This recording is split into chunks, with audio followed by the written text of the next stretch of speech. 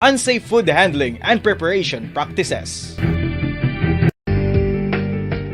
Kinahanglan mo bala nga mag-recharge? Hindi mo na kinahanglan nga magsalig pa sa caffeine. Bangod ang pag-power nap ang makapaboost sang memorya, cognitive skills, creativity, kag energy level. Ang power nap o kun cat nap ang pagtulog sang malipot nga oras kag may tinutuyo nga i-revitalize ang isa ka persona. Masami ini nga nagadugay sang 15 to 20 ka minutos ginahimo kun udto o kun hapon. Santo sa pagtuon, mas mangin alerto ang isa ka persona kung maka-power nap ini. Nagapabuhin man ini sang stress kag And Kabombo, we all would like to greet you. A Merry Christmas, and a Happy New Year. Seen and heard. Now fully digitalized in Negros Occidental. This is Bombo Radio Bacolod. Happy New Year, Happy New Year, Happy New Year, Happy New Year.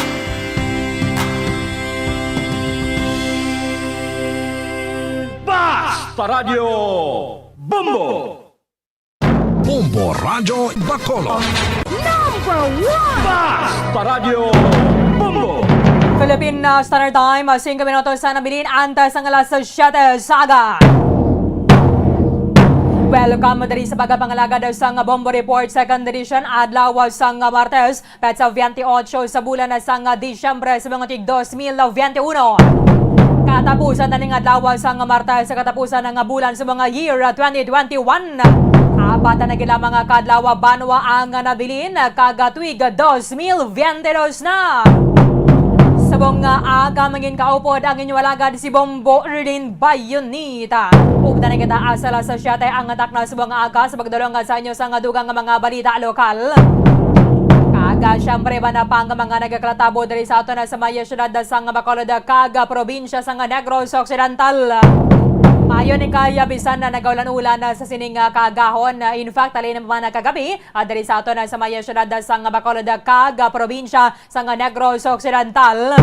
Kinapahayag kay na sa aton nga State Weather Bureau nga wala sang posibilidad nga mayara sang bagyo nga magasulod diri sa aton sa maya Philippine Area of Responsibility hasta na matapos ang tuig 2021. Kabaya pa kay mga kotor nato nila binadara sa maya Southern Negros ang nag-recover pa nagika na diri sa maya halit sang Typhoon Odette kaga gusto ba naton ang mamalang pagasugata sa tuig 2022. Sabong nga dano katugnawan na sa ato na suning parahon kag daw kabudlay magabago na ko nakagao no. Ibo nga alarm clock kabala pila mo na snooze kaya daw kabudlay gid magabangon. Sabong nga naman ang Martes ang shear line amo ni nagapekto diri sa ato na sa maya Visayas and then sa northeastern na Mindanao samtang ang intertropical convergence zone amo ni nagapekto sa maya Palawan kag nabilin ang bahin sa Mindanao. Siling sang pag-asa ang northeast monsoon naman amo ni ang nagapekto sa nabilin ng bahin sang Luzon subong nga Martes ang eastern Visayas, central Visayas, Caraga, ang northern Mindanao, Albay, Sorsogon, Masbate, Aklan, and then ang Capiz mag-eksperyensya sa magalumon nga kawaan nga meron sang lapta-lapta nga pagpulo panalithi. Dalain isang shear line ang mayroon sang posibilidad sang pagaluntad sang flash flood o kon landslide sa tiyon sang pagtupa sang madamol nga ulan. Diyan sa maya Palawan and then the rest of Mindanao mag-eksperyensya naman sang magalumon nga kawaan meron sang lapta-lapta nga pag-ulan and then thunderstorms dalain isang intertropical convergence zone meron man sang posibilidad sang pagluntad sang flash flood and then landslide due to moderate kagakon kaysa madamo lang pagtupa sang ulan. So, mansigaligmat lang gid kita banwa kay kun kaysa tigay tayo yon ng pagatupa sa nga ulan may mga inoras nga nagasaka ang level sa nga tubig. So, kabay pa nga timangin na maayo ang lakat sa nga aton sining panahon hasta na sa Disyembre 31. Kaya sa nasiling tanay, check man nato na kung may pila pa ka mga evacuation bala ang nagatenera gyapon sa mga evacuation centers adra sa maya syudad sang Sipalay bangod sining halit ang ginatuga sang Typhoon Odette. Kag sa latest na diri banwang data nagadangat sa 45 ang numero sa mga nagkalamatay diri sa aton sa may Negros Occidental bangod sining bagyo nga si Odette nga nagbayo diri sa aton sang Disyembre 16 sang gabi asa na Disyembre 17 sang kaagahon. Kagamaya pila pa ka mga missing dira sa maya Southern Negros, ilabi na sa maya Banwa sang Candoni, and then sa maya syudad sang Sipalay. So, subong magalumon ang aton sa nga kawaan nga kuan na kaysa mera sang isolated rain showers, dala ini sang shear line with a possible flash floods o kuan na landslides. Impunto alas 7 na, yari na ang Bombo Network News. Bonbon Network News. And the KBP Golden One for Best Radio Newscast Metro Manila goes to Bombo News, DWSL, Sara FM Operator. At ngayon, ang inyong tagapagbalita. Magandang umaga Pilipinas, anumang oras sa buong mundo. Narito ang Bombo Network News Morning Edition, Disyembre 28 na 2021. Napapanood din tayo sa Facebook at YouTube channel ng Bombo Radio Philippines sa ulo ng ating mga balita. Ang Pangulong Duterte sinisi ang isang batas kung bakit babagal ang relief at rehabilitation operation sa mga sinalanta ng bagyong si Odette. 5,000 pesos na cash assistance ibibigay naman sa bawat pamilyang nabiktima ng bagyong Odette. Samantala, itong mga supply ng kuryente, lalo itong transmission facilities ng NGCP na tinumba ng bagyong si Odette, 85% na raw restored pero sa Bohol, zero restoration pa rin ayon sa pag-amin ng Department of Energy. Ang DANR naman muling bubuksan ngayong araw ang controversial na Dolomite Beach sa Manila Bay. Pero lalong pinahigpit ang papayagang makapasok. Samantala, mga residente naman sa siyam na barangays doon sa Matnog, Sorsogon, inilagay sa forced evacuation dahil pa rin sa mga pagbaha landslide na itala rin. At sa international news naman, mahigit na sa 6,000 mga biyahe ng eroplano ang nakansela. Matapos halos na 3,000 pa ang nadagdag ngayon sa maraming bansa dahil pa rin yan sa surge ng COVID-19 cases. Sa sports balita naman, Philippine Sports Commission itinigil na ang pag-aayos sa gusot ng athlete na si AG Obiena at ang asosasyon nito na PATAFA. Sa entertainment news naman, Christian Bables alay sa mga biktima ng extrajudicial killings ang Best Actor Award, habang ang veteran Best Actress naman na si Charo Santos no-show sa Metro Manila Film Festival ceremony kagabi. Mula sa Bombo News Center Makati, ako po ang inyong anchorman, si Bombil Maracol. At ako naman si Bombo Everly Rico. At ngayon, sa detalye ng ating mga balita. Mga kabombo ka Star Nation, muling pinulong kagabi ng Pangulong Rodrigo Duterte ang mga miyembro ng IATF Interagency Task Force kaugnay po naman sa COVID-19 response. Pero nasentro kagabi ang pagtalakay ng Pangulong Rodrigo Duterte dito po naman sa mabagal daw na relief and rehabilitation operation sa mga sinalanta ng bagyong Odette. Marami ring mga cabinet members ang naging bahagi kagabi sa pagkipagpulong ng Pangulong Duterte. Ang naturang mga balita tinutukan kagabi ni Bombo Raymond Dinasa. Bombo Elmar, Bombo Ever, kagabi nga bandang alas 9:30 ay sumaing papawid yung first part ng Talk to the People ni Pangulong Rodrigo Duterte kung saan ay kanyang pinulong yung mga miyembro ng gabinete na lalo na yung mga may kaugnayan sa relief and rehabilitation response sa mga biktima o silanta ng bagyong Odette.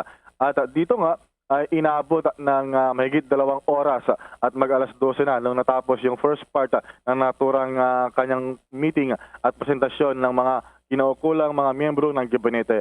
At sa unang bahagi ay dito ay nagpaliwanag muli si Pangulong Duterte kaugnay sa sinasabing mabagal na pagtugon ng gobyerno sa mga silanta ng bagyong Odette. Partikular yung inabot pa ng 4 na araw bago deklarasyon ng tinatawag na state of calamity sa mga lugar na tinamaan ng bagyong Odeta. At dito sinisi ni Pangulong Duterte ang batas kaugnay rito na pagdeklara ng state of calamity dahil sa mga requirements daw na kailangan muna ng assessment at lahat ng mga kinakailangang reports mula sa ground ay dapat malikom bago makapagdeklara naturang deklarasyon ng state of calamity. At sinabi ng Pangulo na kanyang ikinalulungkot at umaasa na susunod na administrasyon ay i-repeal o kaya ay amendahan ang naturang batas at hindi raw makakilos lahat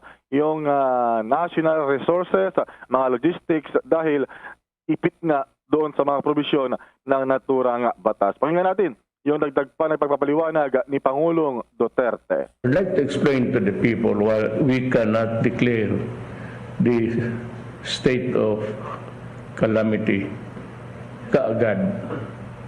For the simple reason is there's a hindrance, a legal obstacle to just shoot from the hip right away, which dapat yun yung sitwasyon. Ito kasing it must be critical is the 3 days. Ang problema, there is a law covering the power to declare a state of calamity so far as my office is concerned. And that is really so many provisions in the law that would hinder government to just act immediately. These are the things that are the stupid laws passed by Congress. Sila man ang final word yan sa whether it should be or it should be not. Kaya we had to call DBM na kung ganon, patay na lahat ng tao. Because si Undersecretary Halad is busy rescuing and retrieving patay na tao. Sino namang ugok na magawa yan niya immediately so that there should be a declaration that the law should be changed. Samantala, sa kabila nga nito ay tiniyak naman ni Pangulong Duterte ang pagbibigay ng kaukulang assistance at dito ay inianunsyo ni Pangulong Duterte yung kanyang 5,000 cash assistance sa bawat pamilya na nasalanta ng bagyong Odeta. At ito raw ay manggagaling doon sa kanyang tanggapan o yung kanyang nahanap na pansamantala munang ibibigay. At kanya ring inatasan si DSWD Secretary Rolando Bautista na sa lalo madaling panahon kung kakayanin in 48 hours ay bibili ng mga tarpaulin o yung mga trapal na pansamantala munang gawing shelter o tirahan ng mga nawalan na mga nasirang mga bahay sa panalasa ng bagyong Odeta. At sinabi niya na kung kinakailangan ay huwag nang idaan sa bidding dahil kung idaan ba daw sa bidding ay baka matagalan pa bago makabili. So simula raw ngayong araw ay kailangan kumilos na, maghanap na ng yung kaukulang trapal o tarpaulin na maaaring magkasya doon yung 6 na miyembro ng bawat pamilya. Narito pa ang dagdag na pahayag ni Pangulong Duterte. Secretary si DPWH nandito, alam niya yan. Alam niya na unang talagang hingiin tubig, pagkain, shelter, yung mga mahirap. Marami yan. Yun ang unahin natin. May pera naman. So, magbigay ako ng the usual. I'm giving 5,000 per family. Yun ang pero that's nothing. This itong pera na which I have gathered, the money that I have gathered so far would be sufficient for the assistance of 5,000 for everybody. Yung the novel ideas o yung mga nyog, ayaw na natin, bili na natin maraming natumba na. Kung ipagbili, sana ibigay. At in the meantime, ihabol ninyo yung role yung magpakanbas ka Secretary Bautista, ask your people to hindi na pwedeng bidding. Pero gusto na nila bidding, okay na, walang problema yun. Pero it will really delay the assistance that would be appropriate for the situation. Yan, yung bahagi pa ng pahayag ni Pangulong Duterte. At sa pag-uulat naman ni DILG Secretary Eduardo Anyo ay kanyang sinabi na nagkausap na sila yung kinukulang ahensya at bumuo na ang DILG, DND at ang DSWD ng Joint Memorandum para sa facilitation at pamamahagi nga ng naturang cash assistance sa bawat miyembro ng pamilya. At ito ay para matiyak na maiparating sa kinaukulang pamilya ang cash assistance at hindi kumbaga mapunta sa korupsyon na naman ng mga local government units.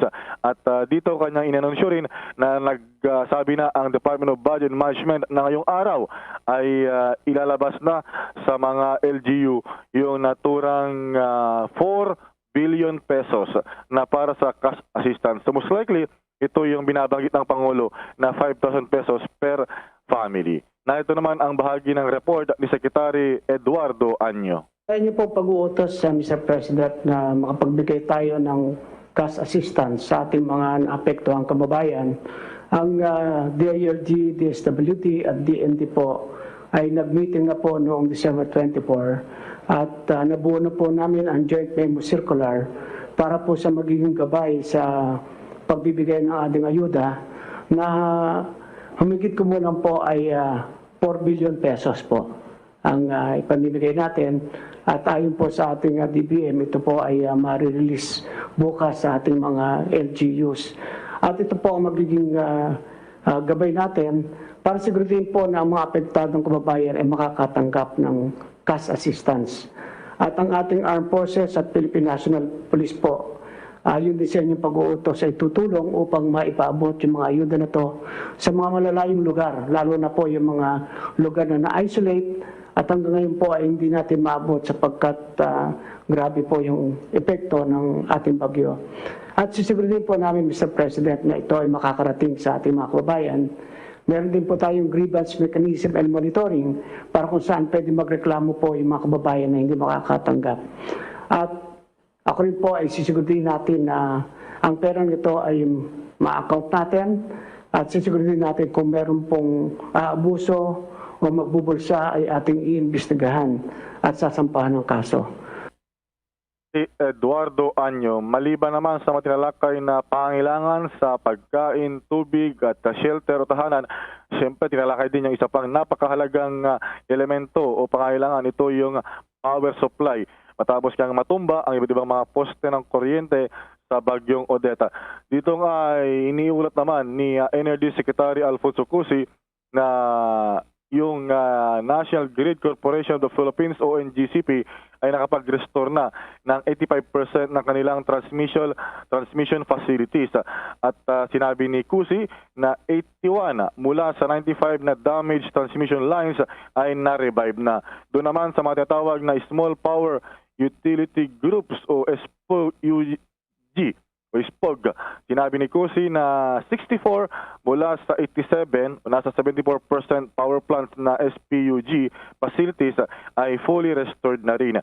At ang malungkot lamang ay inamin o inihayag ni Secretary Cusi na doon sa Bohol talaga ay zero o wala pang nare-restore at hindi pa narating, kumbaga wala pa talagang naisaayos doon na transmission lines ng NGCP. At iyon yung kanilang ayusin at target nila na by December 31 ay magkaroon na ng kahit partial restoration ng power supply doon. At sabi rin niya na ang target nila ay hopefully by January 10 to or 13 ay fully restored na 100% na yung power restoration sa mga silanta ng Bagyong Odeta. Na ito naman ang report ni Secretary Alfonso Cusi. Ito po yung sa transmission, ito po isang another factor. Ito po, malaki po naging damage dito sa transmission. The initial report I got is around 880 posts were toppled and 5 towers were also damaged, no? Or toppled also. But as of now, ang restoration accomplishment po is 85%. 81 transmission lines has been restored out of 95. And dito makikita natin sa next slide that the latest SAMAR, we have 22, 18 has been restored. Ito yung PAT, ito po yung sa may Southern Leyte. Ito naman sa Cebu, may 3 pa po tayong i-restore. Ang problema malaki po dito sa Bohol. No po? Dahil talagang ito po, hindi wala pa po tayo na-restore dito. So, but ang target naman po dito sa Bohol, we're going to have a partial energization using the 69 kV, and this is a inland operation using the barge and the diesel plant available. Magkakaroon po tayo rito ng target restoration by December 31, Buheco 1, 33%, Buheco 2, 37%, and BLCI. Ito po yung itong 50% po, ito po yung sa Tagbilaran at Panglao area. Ang sa Cebu naman po, ang target po natin dito, as of yesterday, we had already around 40,000 na household na may electricity po. Ang karamihan po doon, inuna natin yung mga vital industries, vital installation po. Yan ang bahagi ng pahayag ni Secretary Cusi na siya rin ay tiniyak na base sa inventory ay sapat ang supply naman ng langis, particularly yung gasolina, diesel doon sa mga hard hit areas. Kaya wala raw dahilan para magkaroon ng hoarding at overpricing ng mga naturang gasoline stations sa presyo o ng kanilang mga ibinebenta doon sa mga nasalantang lugar. So yan yung kabuuan na Bombo Elmar, ubuod actually ng paunang mahigit 2 oras na Talk to the People ni Pangulong Duterte. Actually, yung buong meeting ay inabot siya ng halos mga 5 oras, Bombo Elmar. So meron pang part 2. Ba? Mamayang alas 9 dahil maraming miyembro ng gabinete yung nagbigay ng kanilang mga report at assessment on the ground. Kasama dyan yung sa panig ng Department of Education at yung NDRMC mismo, yung report ni Undersecretary Rick Halad, Bombo Elmar. Maraming natalakay ng usapin, pero isa sa pinakamalaga rin dyan, Bombo Raymond, yung tubig. Sa mga report natin, tubig ang hinihiling ng mga kababayan natin dyan. Anong nadapag-diskusyonan dyan kagabi, Bombo Raymond? Well, ang sabi ni Pangulong Duterte, talagang yun yung ibubuhos nila. Nagkaroon lamang daw kasi ng problema doon sa delivery dahil nagkaroon ng sa mga airports dahil nasira rin yung mga daungan, Bombo Elmar. So nagkaroon ng problema yung mga barko ng Philippine Navy, Philippine Coast Guard doon sa delivery ng mga supply ng tubig. So ang gagawin nila ngayon ay talagang puspusan yung paghahatid ng mga pagkain at tubig na kailangan pauna siyempre ng ating mga kabayan. So yun yung atas ni Pangulong Duterte, Bombo Elmar, sa kanyang mga membro ng gabinete, particular sa DSWD at sa Department of National Defense. Sige, maraming salamat sa mga updates na yan, Bombo Raymond. Okay, so abangan mamaya, alas 9, halos 2 oras pa yung part 2 ng Talk to the People ni Pangulong Duterte para sa iba pang report ng mga miyembro ng gabinete. Para sa Bombo Network News, Bombo Raymond Dinaza nagulat para sa pambansang radyo ng Pilipinas, Basta Radyo. Bombo! Time out muna tayo sa mainit na mga balita. Abay, Delansa, narinig niyo na ho ba ang tungkol sa CM Glucan? Ito ay sangkap na nagmula sa beta glucan kung saan napatunayan na ito ay nakakatulong para mapalakas pa yung paggana ng ating immune system. Ang Immunomax na natatanging supplement ngayon sa merkado na gawa mula sa pure CM Glucan. Para sa ating mga teens at mga adults, mayroong Immunomax capsule at 40 capsule. At doon naman sa mga magulang natin nakikinig at nanood ngayon, may Immunomax syrup at 40 syrup din para sa inyong malilit na mga anak. Para higit na malaman iba pang impormasyon kung paano talaga nakakatulong ang CM Glucan, bisitahin lamang kanilang website immunomax.com.ph o hanapin ito sa Facebook. Mahalagang pala lamang, ang Immunomax ay hindi gamot at hindi dapat gamiting panggamot sa anumang uri ng sakit. Bombo International News. Mahigit 2,800 nga flights na ang kinansila nitong araw dahil pa rin sa surge ng COVID-19 cases sa iba't ibang mga bansa. Nasa mahigit 1,200 dito ay pawang US flights at aabot na sa mahigit 5,000 flights ang naantala nitong linggo kasunod ng pagpositibo ng ilang mga airline staff at crew sa COVID-19. Isa ang Alaska Airlines na nagkansela ng 133 flights na 19% ng kanilang operasyon at halos 250 mainline flights naman na patungo at paalis ng shuttle noong araw ng linggo. Nitong hapon naman ng Lunes, ang shuttle Tacoma International Airport ang mayroong pinakamaraming naantala at nakansilang flights sa buong mundo. Nauna na nga ring nagkansila ang United Airlines ng daan-daang flights dahil sa kakulangan na rin ng staff. Ipinaliwanag naman ng naturang airline sa inilabas nitong memo na ang spike ng Omicron cases sa Amerika ay nagkaroon ng direktang impact sa kanilang mga crew at staff. Puspusan naman ang pagsusumikap ngayon ng Delta Airline na matulungan ang mga pasahero na naantalang kanilang holiday travel plans. Nakakaranas din ng maliit na bilang ng flight cancellations ang European Airlines sa gitna ng record-breaking na spike ng COVID-19 cases sa ilang bansa sa Europa. Kabilang sa apektado ang British Airways na nagkansila ng 46 flights, Virgin Atlantic, German Airline Lufthansa na nagkansila na rin ng 10% ng kanilang winter flight schedule o pumapalo yan ng 33,000 flights mula sa kalagitnaan ng Enero hanggang Pebrero na yan ng susunod na taon. Dahil pa rin yan sa nagpapatuloy na hagupit ng pandemya sa aviation industry. Sa kabuuan, pumapalo na nga sa mahigit 6,000 ang flights na apektado mula pa noong bisperas ng Pasko. Samantala, balik tayo sa mga balita sa Pilipinas. Halos kalahati ng ng mga bahay na sinalantari na nagdaang bagyong Odette ang napailawan na.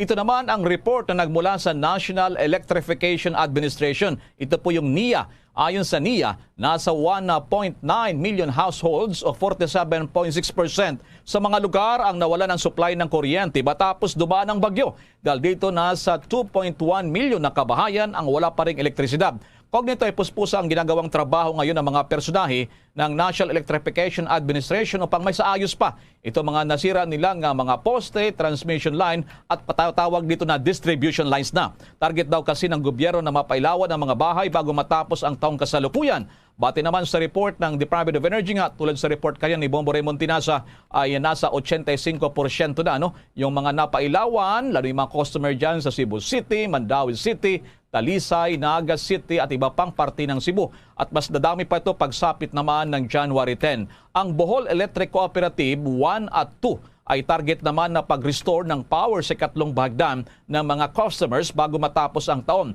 Gayon din ang Bohol Light Company ay kalahati raw ng mga bahay ang may babalik daw nila sa Tagbilaran at Panglao. Sa ulat naman ng National Grid Corporation of the Philippines, 85% ng 81 mga damaged transmission lines sa Bohol ang naisaayos na. Gayon may mga linya pa rin natatagalan, may saayos dilan pa rin sa may mga lugar na pahirapan ng pagpasok. Kung hindi naman maihabol na may saayos ang power lines, ngayong linggo baka sa January 16 na nila ito matatapos naman o nasusunod naman na taon.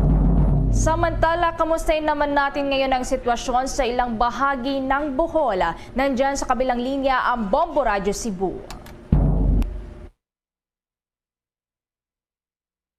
Dito sa probinsya ng Bohol, kahit na parang masama nga bangungot ang dumagok talaga sa kanila. Sa ngayon, pumalo na sa 100 at 5 katao ang nasawi, 5 pa rin ang nawawala at 2,025 pa rin ang sugatan dito kung saan ang lungsod ng Talibon at Ubay ang meron talagang maraming casualty kung saan 14 katao talaga ang nasawi. Samantala patuloy pa rin ang pagbibilang ng mga danyos ng agrikultura at infrastruktura dito sa Bohol. Doong nakarang araw din ang nagbigay ng relief goods ang DSWDS dito na sa pinangulungan talaga ng gobernador at mga mayor sa iba't ibang munisipyo.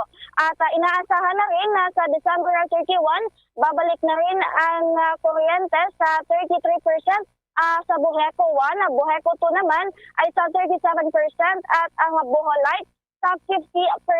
Linya ng kuryente ito at ngayon nga altis man lang sa pagsalubong ng bagong taon ay may bagong liwanag at bagong pag-asa dito sa Bohol. Dito rin mismo sa Bohol kung saan patuloy pa rin tayong gumagala at tinitignan ng ilang lungsod ay nangangamba rin ang mga residente dito kung saan nagkaubusan na talaga ng ilang pagkain. Ngayon nga lang mga Bombo Elmore at Bombo Ever, nakita naman natin ang grabing linya ng mga tao sa gasol station.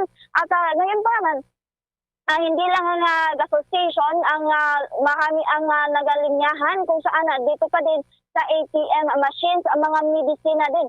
Yun talaga ang pinangangamba ng ilang residente dito. Kumbaga, ilang linggo na lang ang hinihintay kumbaga ng ang mga residente dito sa Bohol at yun nga baka magkaubos na Bombo Elmore at Bombo Ever.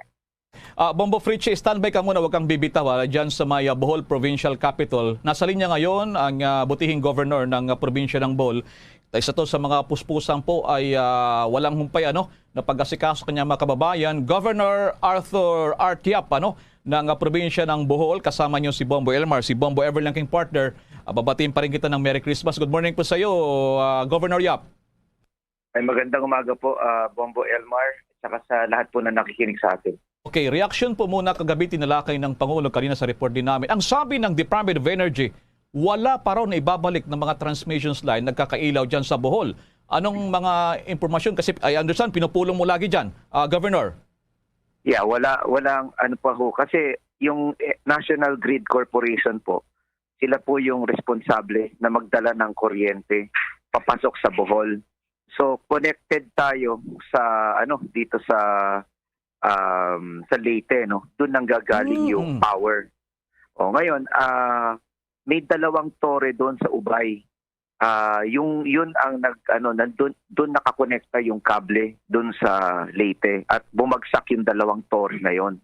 So nung tinatanong ko yung NGCP, kailan kaya to pwedeng ma-repair yung dalawang malaking tore para yung kable ma-connect natin sa Leyte, hindi sila makapagbigay ng sagot. Ang sabi nila na special yun, kailangan i-order pa. Tapos number 2 naman, assuming maikabit mo, maibalik mo yung kuryente from Leyte to Bohol, ang pangalawang tanong, yung mga distribution utilities ba, yung Buheco 1, Buheco 2, at saka yung Bohol Light, handa ba ito na mag-deliver ng kuryente straight sa mga bahay, tsaka sa mga opisina, sa mga retail establishments? So tinatrabaho rin nila yon. So sila mismo may problema sila at ang taya nila by December 31, 30% pa lang ang kaya nilang pailawan. So may rotating brownout pa. So hindi nila masabi rin.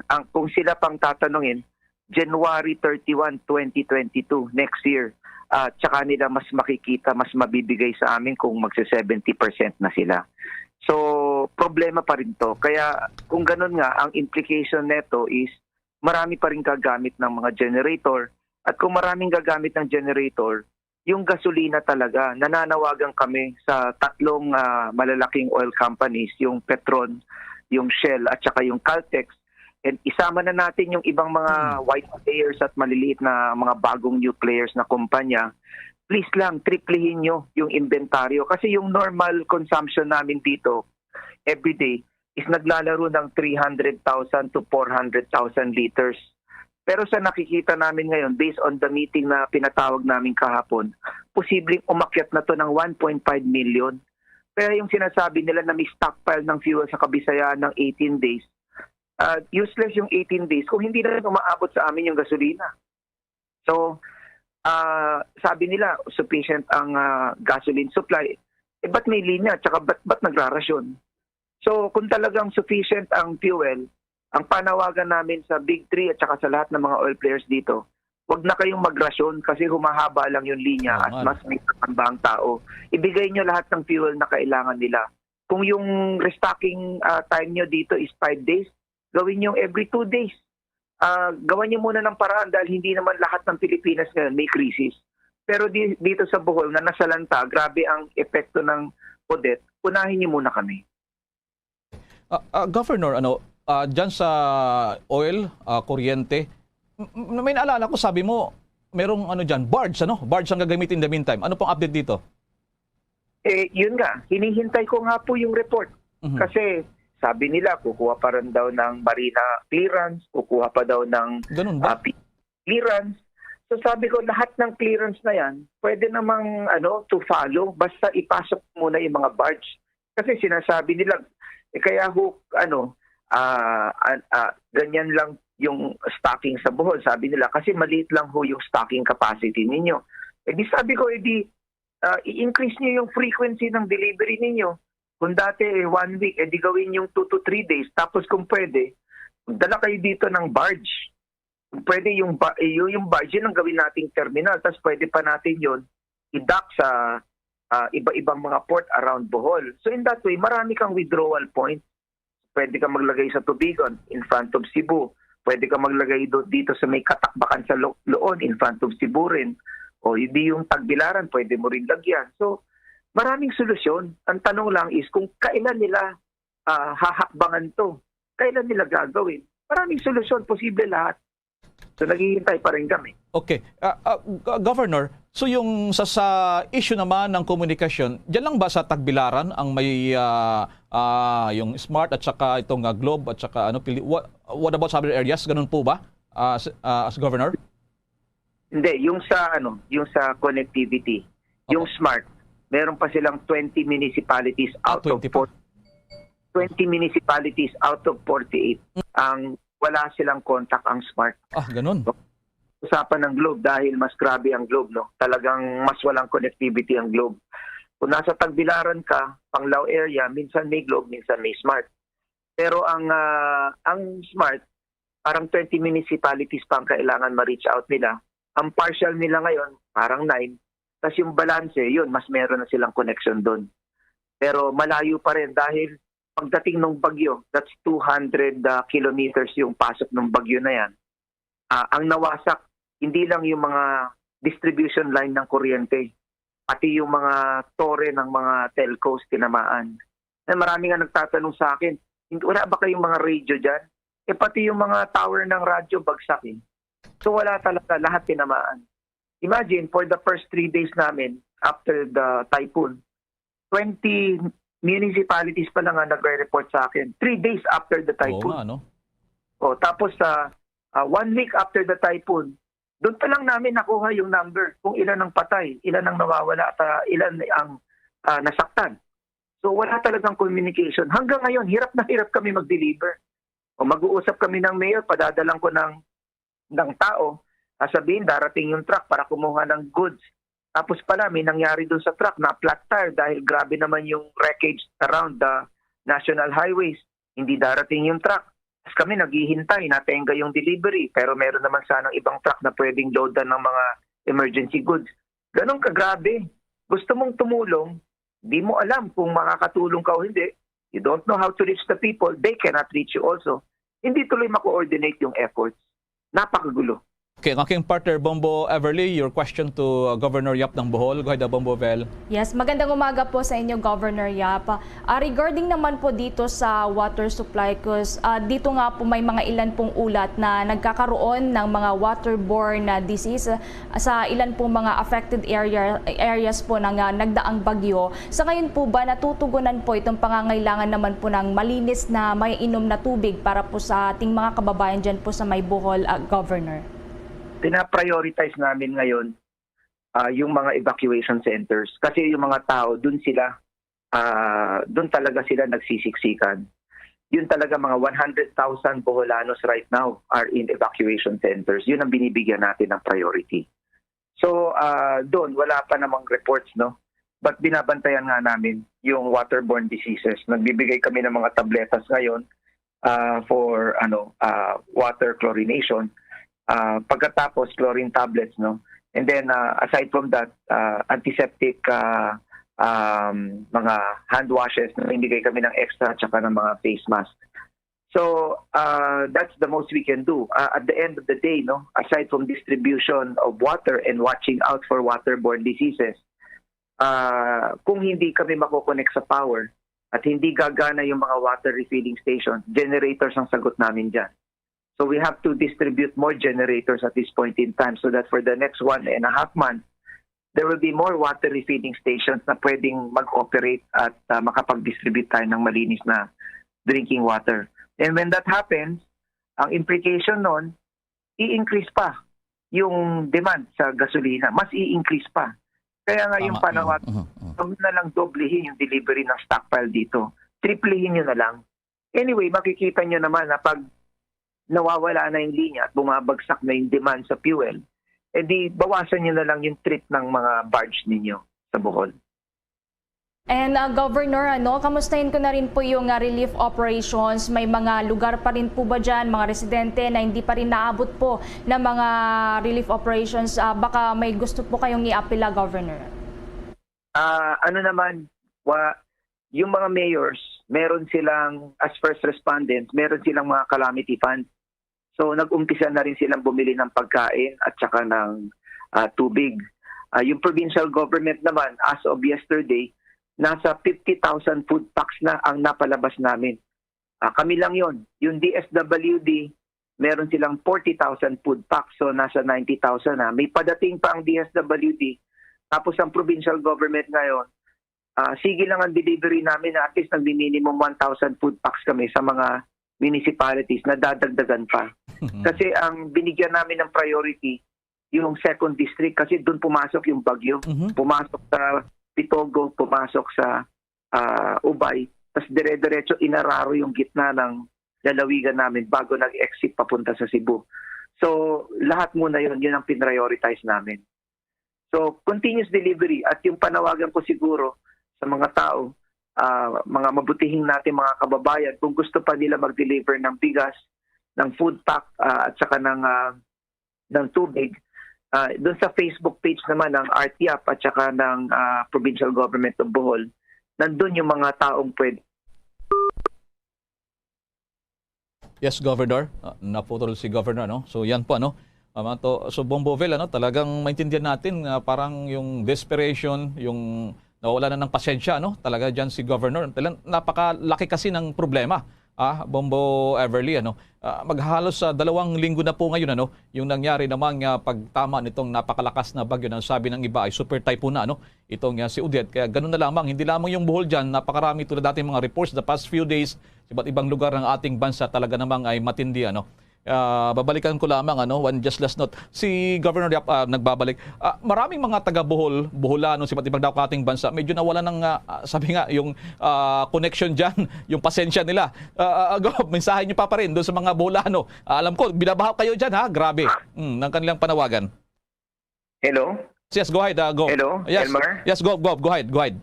Gov. Kaya, tignan nyo yung connection. Nag-uusap tayo, biglang nawala.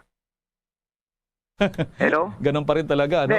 Hirap talaga. Ganon yung sitwasyon. Nasa gitna kang ng conversation, biglang mawawala yung signal. So, ganyan ang situation. Tapos minsan, naglalaro na meron sa smart, biglang tumatalo ng globe. So, yun ang hirap. So, ang panawagan ko sana, in this very unstable situation, marami pa rin tayong mga lungsod na walang kuryente.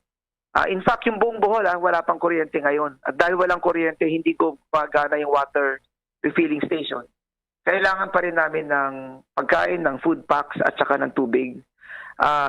Doon sa RTAP Facebook page at sa Provincial Government Facebook page, nandun rin yung government account namin. Dahil kung mahihirapan kayo sa pag-deliver ng pagkain at saka ng tubig, pwedeng pwede namang cash, tatanggapin rin namin yan. Papasok yan sa account ng gobyerno. Huwag po kayong matakot na mawawaldas yung pera. Dahil papasok po yan sa government accounting system. Maa-account po yan. And pambibili na lang namin yan ng mga pagkain at mga emergency supplies dito. Alright, maraming salamat. Ang Bombo Radio Philippines po ay nagpapapunta pa salamat na nagbigay kayo ng paanyayang yung umaga. Governor Arthur Art Yap ng Bohol Province, good luck at God bless dyan sa inyong mga kababayan. Maraming salamat. Salamat po. Okay, salamat at good luck. So yan sa Bohol, balikan natin sa Bohol Diyan pa rin si Bombo Fritchie. Bombo Fritchie, ayan narinig mo itong report ni Governor na mismo. Please come back, Bombo Fritchie. Yes, tama yan na Bombo Elmore at Bombo Ever. Ngayon nga, struggle pa rin ang connection dito sa maging Bohol at kung saan din, sa ilang lungsod din, ay kumbaga, mas mahirap din. Doon na sa kanila talagang walang signal, wala nang ilaw, wala pa talagang connection sa kanilang pamilya. Kung saan, ilan din sa ating mga kasamahan ang nagpaabot talaga ng ako mismo ang pumunta talaga sa ilang lungsod at yun, pinaabot na lang talaga ang tulong nila mula dito sa Cebu patungo Bohol. Yes, Bombo Elmore, Bombo Ever. Ito lang curious lamang ako, talakay natin yung problema dyan sa Bohol. Paano pala pagpunta dyan sa Bohol? Pahirapan din ba sa mga pantalan from Cebu? O paano kapag tawid dyan? Barko ba? Paano? Yes, ang way of travel ko po dito sa Bohol is bangka po. Bombo Elmore, galing sa, yun nga, dito sa Cebu, Pasil. So, doon kumbaga, dumating tayo doon sa Port of Uog, doon sa Inabanga, tapos naman galing sa Inabanga patungo naman sa Clarin kung saan tayo nag-stay Bombo Elmore at doon minomonitor ang ilang bahagi ng lungsod kung saan nasaksihan talaga ng ating mga mata at na-feel talaga natin ang lungkot ng ating mga kababayan na doon nga wala nga signal, so pahirapan talaga, wala pa nga ibang nabigyan ng pagkain. At doon, galing naman sa Clarin, patungo dito sa Tagbilaran, which is meron na talagang signal dito sa Tagbilaran. Tapos sa bus, ang pagdating dito, Bombo Elmore. Isang punto na lamang, yung impormasyon mo sa Tagbilaran Airport, na na yan dyan? Nakakalandig na ang mga maliit na aeroplano dyan, Bombo Fritchie, dyan sa Tagbilaran? How's that? Yes, for now, yes po, Bombo Elmore, yan yung i-check pa natin na Bombo Elmore ngayon. Kukuha na tayo ng impormasyon dito din sa probinsya ng Bohol, dito sa Kapitolyo, kung meron na ba. So yun yung i-verify pa natin na Bombo Elmore. Lalo yung mga flights, dahil sa syempre, may hahabol pang mga sa New Year, dahil sa alam namin yung mga Boholano talagang gusto nilang makapunta dyan, dahil hindi pa nakakatawag ang karamihan, napakarami pa. Maraming salamat, ingat kayo dyan sa Bohol, Bombo Fritchie. Yes, mula dito sa Bohol Provincial Capital, ako na lang si Bombo Fritchie de Castro para sa Pagbat ng Radyo ng Pilipinas at numero 1 radio station sa probinsya at maging sa lungsod ng Bohol, Basta Radio. Bombo! Samantala, sa iba pang mga rehiyon na nasalanta ng bagyo naman, ang DSWD Caraga at ang World Food Program patuloy naman sa kanilang aid strategic planning para sa mga sinalanta ng bagyong Odette. May detalye pa ang Bombo Radio Butuan. Nagpapatuloy ang Department of Social Welfare and Development Field Office Caraga kasama na ang taga World Food Program para sa augmentation support na para magbigay ng tulong sa mga pamilya apektado sa bagyong Odette. Bilang bahagi ng strategic planning, sinuring mabuti ng dalawang kampo ang available data na makakatulong sa kanila para sa epektibong pagsasagawa ng systematic at coordinated relief efforts at intervention sa mga apektadong komunidad. Ayon kay Marco Davy Reyes, ang Regional Information Officer ng DSWD Caraga, nag-augment na sila ng mga staff sa kanilang tanggapan para sa pag-monitor sa Emergency Operations Center sa apektadong mga lugar at pagbibigay ng assistance sa mga apektadong mga residente. Naihatid na rin ang sa tatlong mga areas sa province of Dinagat Island, sa bayan ng Dapa at sa Surigao City ang mga family food packs kung saan Disyembre 27 nakapagpalabas na sila ng 61,603 na mga family food packs para sa mga munisipyo at lungsod nitong rehiyon na nag-request ng ayuda. May susunod pang 20,000 na mga transit o in transit na mga relief goods para sa maapektadong local government units o LGU. Doon naman sa Dinagat Island, patuloy pa rin nakapagtatala ng mga sakit dahil na rin sa kawalan ng malinis na tubig inumin. 11 araw matapos ang pananalasa ng bagyong Odette. Sa situational report ng PDRRM officer ng Dinagat Island, nasa 25 pa rin ang naitalang namatay. Nadagdagan naman yung mga naapektuhan at yung kaso ng acute gastroenteritis dahil na rin sa kawalan ng supply ng tubig. Sa ngayon nga, ang provincial government ng Dinagat Island ay nag-establish na ng kanilang government center sa garahe ng Capitol Building sa barangay 40 sa bayan ng San Jose. Yung isang mga problema pa rin at pinakakailangan ngayon, especially sa Dinagat Island, food packs, hygiene kits, sleeping kits, fuel, mga tents, mga trapal generator, pati na rin water filter. Yeah, tama yan, Bombo Kevin. Mag-New Year pa naman ngayon, pero kagabi titalakay ng Pangulong Duterte na puspusa na. So at least yung kuryente, yung komunikasyon pala, dyan sa mga nababanggit mo, Caraga region ng mga lugar, Surigao, yung ilang lugar pa dyan sa may Siargao, at itong Dinagat Island sa how's that, Bombo Kevin? Ang nangyari ngayon sa Surigao del Norte, Surigao City, Siargao Island, medyo na ibabalik na paunti-unti yung komunikasyon, nakokontak na natin sila.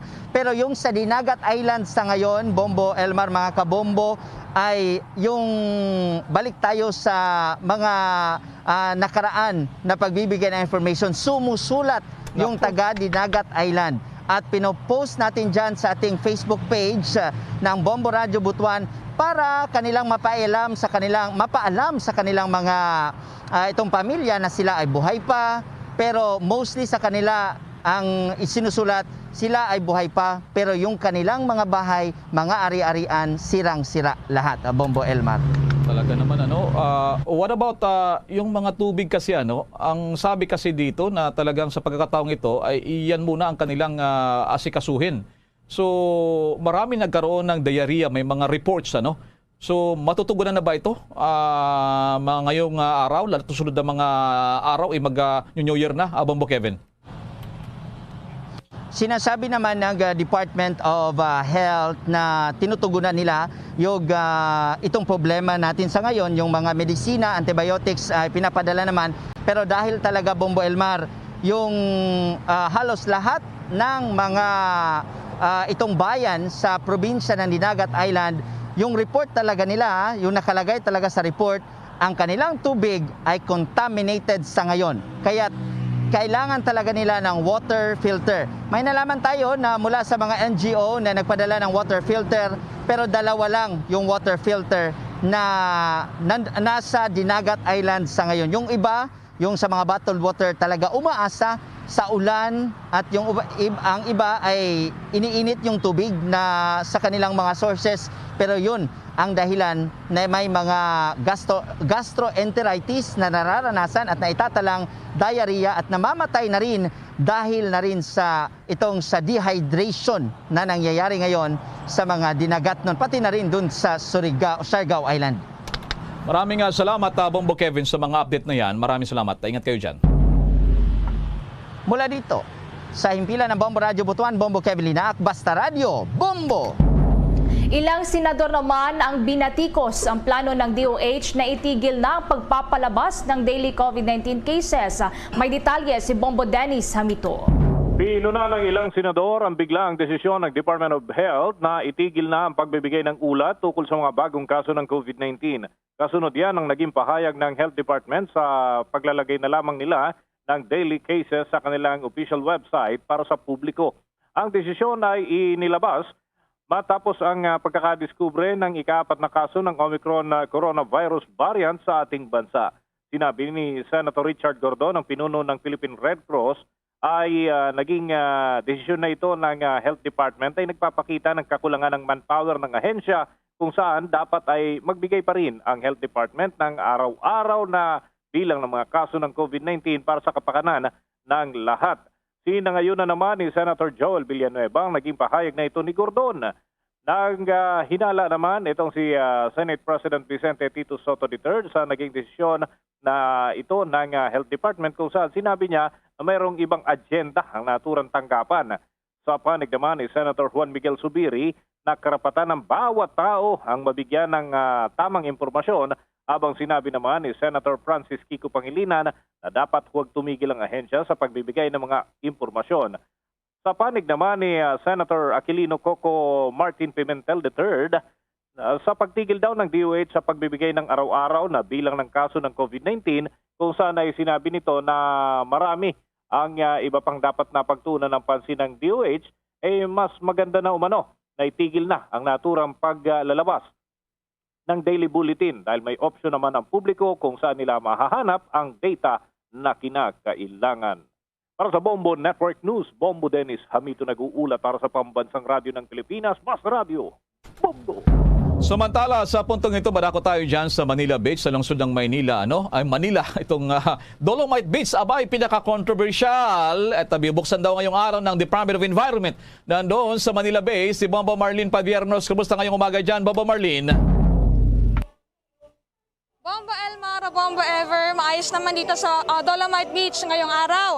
Bale, muling binuksan ng Department of Environment and Natural Resources o DNR ang kontrobersyal nga na Dolomite Beach dito sa Manila Bay ngayong araw. Ngunit sa pagbubukas ito ay mas pinahigpit pa ng mga kinaukulan ang mga restrictions sa mga individual na papayagang makapasok dito. Upang maiwasan ang overcrowding at patuloy na masunod ng minimum public health and safety protocols ay nagpatupad ng appointment system dito ang DNR. Ipapatupad ang one visitor per entry policy at pagbabawalan din ang pagpasok dito ng mga batang may edad na 11 anyos pababa. Ipagbabawal din ang pagpapasok ng pagkain at inumin sa nasabing beach area. Kinakailangan naman na magsagawa muna ng reservation at registration online ang mga nagnanais na bumisita sa Dolomite Beach isang araw bago ang planong pagbisita dito. Pinagdadala din ng vaccination card ang mga nagnanais na magtungo dito. Samantala namang isasara sa publiko ang Dolomite Beach sa Manila Bay mula December 30, 2021 hanggang January 3, 2022. How's that, Bombo Elmar, Bombo Ever?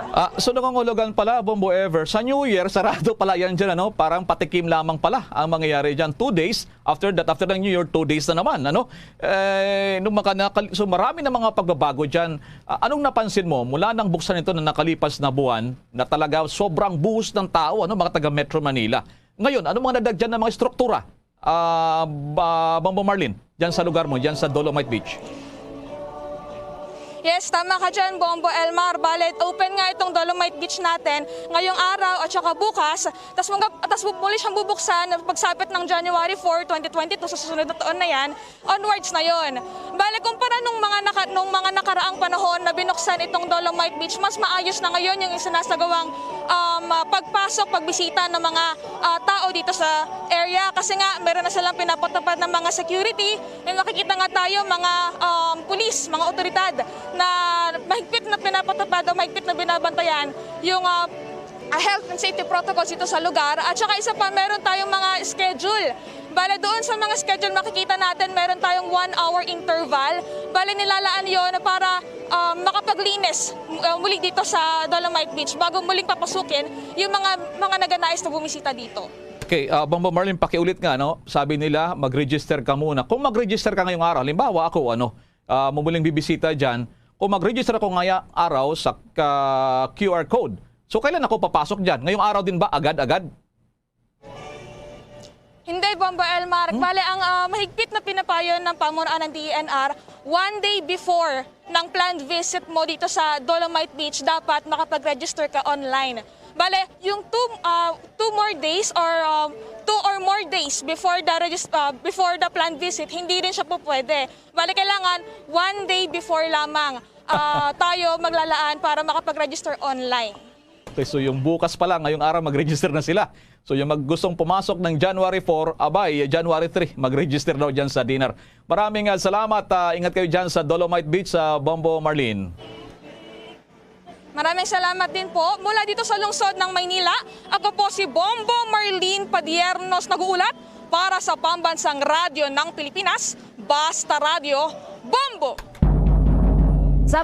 Sa may Valenzuela City naman magtatalaga ng booster shot site sa buwan ng Enero. May detalye pa si Bombo Jovino Galang. Nakatagdang buksan ng lungsod ng Valenzuela ang bagong COVID-19 vaccination sites para lamang sa mga nais magpa-booster shots. Ayon sa Valenzuela LGU, nasisimulan nilang buksan ang nasabing vaccination site sa buwan ng Enero. Simula kasi sa January 3, 2022, ay lahat ng mga nais magpa-booster shots ay dapat magtungo sa Serrano Elementary School ng Barangay Marulas. Hinikaya din nila na dapat dalhin ang kanilang Valtrace QR code, VCVax passport at medical certificate kapag schedule na nila ang magpa-booster shots. Magunit ang inanunsyo ng Department of Health na maaari nang magpa-booster shot ang mga naturukan ng kanilang second dose matapos ang 3 buwan. Sa lungsod naman ng Muntinlupa, hinikayat ng Muntinlupa City LGU ang mga residente nila na mas doblehin ang kanilang pag-iingat lalo na at nagtala ng bahagyang pagtaas ng kaso ng COVID-19 sa kanilang lungsod. Ayon sa Muntinlupa City Public Information Office na tumaas mula 5 hanggang 20 ang kaso sa loob lamang ng 6 na araw. Mayroong 2 infections ang naitalas sa kada araw sa nasabing lungsod. Pinalalahanan din ni Muntinlupa City Health Office Chief Dr. Juancho Bunyi ang mga residente sa lungsod na sundin ang mga ipinapatupad na health protocols gaya ng tamang pagsuot ng face mask, paghuhugas ng kamay at ang pagpapatupad ng social distancing. Nag-uulat para sa Pambansang Radyo ng Pilipinas, Bombo Juvino Galang, Basta Radyo, Bombo! Si PNP Chief Leonardo Carlos naman tiniyak na hindi kukonsintihin ang bagitong pulis sa Laguna na kinasuhan din sa panggagahasa. May detalye si Bobo Annalise Subirano. Tiniyak ng pamunuan ng Philippine National Police na walang magiging whitewash at magiging patas ang kanilang isasagawang investigasyon kaugnay sa isang bagitong pulis na inireklamo ng rape o panggagahasa sa isang dalagita sa bayan ng Santa Maria sa Laguna. Kinilala ni PNP spokesperson Police Colonel Roderick Gustos Alba ang suspect na si Patrolman John Mari Lontok na nakatalaga rin sa Santa Maria Municipal Police Station. Batay sa inisyal na investigasyon, dumating si Lontok sa bahay ng biktima kahapon, December 26, kung saan nakipag-inuman ito at nakaramdam ng antok ang biktima dahilan kaya siya nakatulog. Subalit laking gulat na lamang nang magising ang dalaga na wala na ang kanyang pang-ibaba at isinagawa na ng pulis ang panghahalay. Sinubukan pang itulak ng biktima ang suspect na pulis at humingi ng tulong, subalit wala na siyang nagawa matapos pagbantaang patayin. Agad umalis ang suspect, subalit naiwan naman ito sa kama ng biktima ang kanyang service firearm na kargado ng mga bala. Kaya't nagpasya ang biktimang magsumbong sa mga kabaro nito. Wala na rin nagawa si Lontok nang tugisin siya ng kanyang mga kasamahan at ngayon nasa kustodiya ng Santa Maria Police Station kung saan kinasuhan na ng kriminal. Iniimbestigahan na rin ngayon ng PNP Internal Affairs Service para sa posibleng kasong administratibo. Pagtiyak naman ni PNP Chief General Leonardo Carlos, sisikapin nilang maging patas sa ginagawang pagsisiyasat at tiniyak na mapanagot si Lontok sakaling mapatunayan ang kanyang ginawang kahalayan. Pakinggan natin si PNP spokesperson Colonel Roderick Agustus Alba. PNP Chief General Leonardo Carlos has assured that there will be no whitewash in the conduct of investigation against a rookie police officer in Laguna accused for alleged rape. Ang suspect ay sumuko na rin sa ating otoridad. Sinisiguro ng pamunuan ng inyong PNP na malalimang investigasyon ang gagawin sa kasong ito na pwedeng kadismiss ng involvado na ito sa serbisyo kung mapapatunayan. Sinisimulan na rin po ng ating Internal Affairs Service ang pag-imbestiga sa kasong ito. We assure the alleged victim and her family that we do not condone the acts committed by our own kind. Mananagot ang dapat managot. Si PNP spokesperson Colonel Roderick Agustus Alba. Mula Campo Crame, Bombo Anali, Montaño Soberano nag-uulat para sa Pambansang Radyo ng Pilipinas. Basta Radio, Bombo! Bombo Entertainment News. Bombo Entertainment News.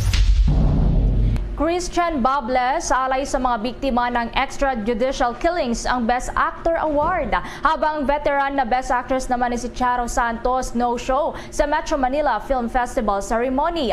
May chika si Bombones Kayabia Mercado.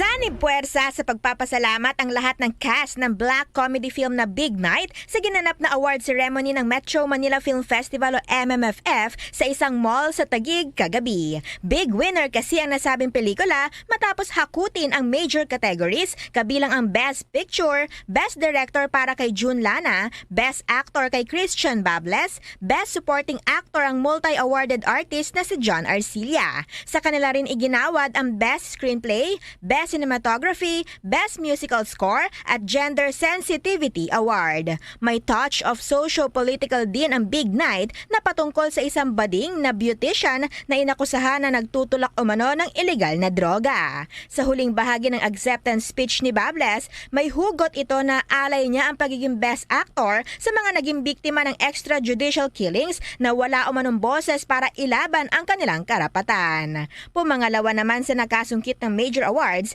ang Super Typhoon Yolanda themed entry na Kung Maupay Man It Panahon o Whether the Weather is Fine na siyang second Best Picture at Best Actress si Charo Santos bagamat no show sa gabi ng parangal.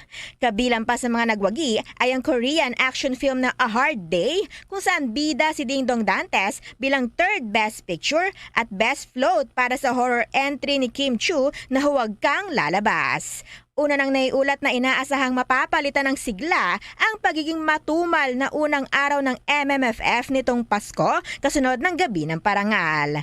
Hanggang sa January 7, 2022 mapapanood sa mga sinehan ang 8 official entries ng 47th Metro Manila Film Festival na noong nakaraang taon ay idinaos lamang sa pamamagitan ng online dahil sa COVID pandemic. Yan ang latest chika. Ito si Bombo Nes, Kayabyab Mercado nag-uulat para sa Pambansang Radyo ng Pilipinas, Basta Radio, Bombo!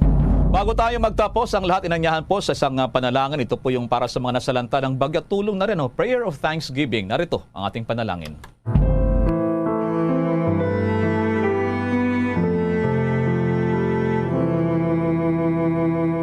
Lord, in this time of great need, we plead you for your mercy for those who suffer the effects of Typhoon Odette, as we thank you for the many who were spared from its destructive powers. Up to now, many people are afraid.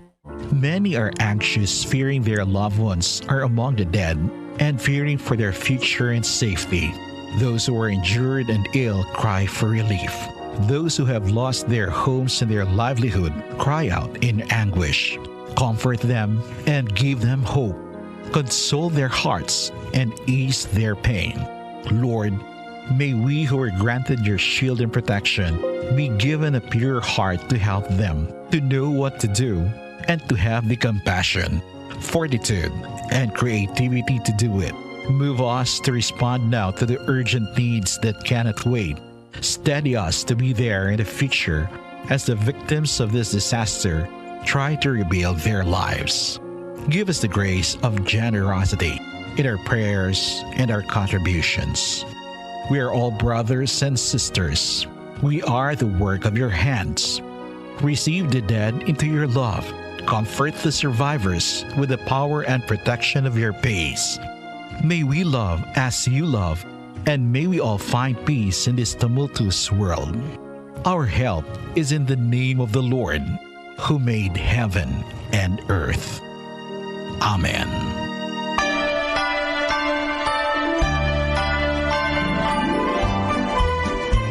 Mga kabobo, ka-Star Nation, 4 na araw na lamang po bago ang bagong taon. At live nationwide, worldwide via satellite mula sa Bombo News Center Makati, kami po ang inyong mga tagapaghatid balita. Ako si Bombo Everly Rico. Ako naman si Bombel Maracol para sa Pambansang Radyo ng Pilipinas, Basta Radio, Bombo! At sumainyo ang kalipunan ng maiinit at pangunahing mga balita sa Bombo Network News. Hatid sa inyo ng Pambansang Radyo ng Pilipinas, Bombo Radio Philippines. Paradyo Bombo!